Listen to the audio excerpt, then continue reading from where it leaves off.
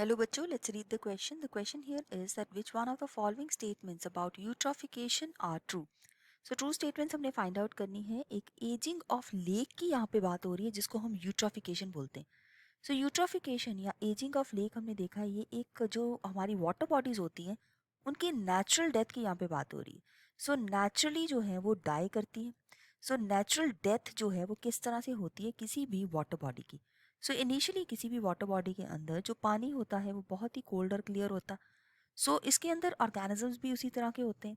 सो धीरे धीरे उस लेक की नेचुरली बायोडाइवर्सिटी बढ़ेगी क्योंकि इधर या जो आसपास के एरियाज हैं वहाँ से स्पोर्स और वेजिटेटिव प्रोपेग्यूल्स आएंगे उस एरिया के अंदर. तो बायोडाइवर्सिटी बढ़ने की वजह से ये ऑर्गेनिक मैटर भी बढ़ जाएगा.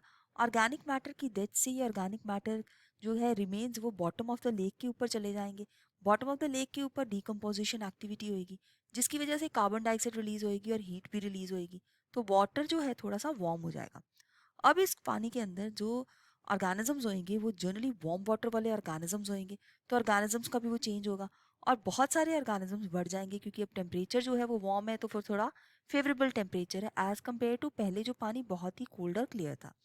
तो इस केस में जो लेक का बॉटम है वो शैलो होता जाएगा. शैलो होने की वजह से ऑर्गेनिक रिमेन और बढ़ते जा रहे हैं और वो डिपॉजिट होते जा रहे हैं जिसकी वजह से ये लेक है अल्टीमेटली ख़त्म हो जाएगी. सो बेसिकली ये जो ऑर्गेनिजम्स यहाँ पे बढ़ रहे हैं ये ऑक्सीजन को भी कंज्यूम कर रहे हैं जिसकी वजह से ऑक्सीजन की कंजम्पशन भी ज़्यादा हो रही है. तो डिजॉल्व ऑक्सीजन कम होती जा रही है. लेकिन ये एक इतना ईजी प्रोसेस नहीं है जैसे हमने इसको बता दिया. इसको thousands and millions of years लग जाते हैं कई बार depending on the size of the lake. So किस किस साइज की वो लेक है उसके ऊपर डिपेंड करता है एंड क्लाइमेटिक कंडीशंस उस एरिया की कितनी है. So size of lake and climatic conditions के ऊपर डिपेंड करता है ये सब कुछ.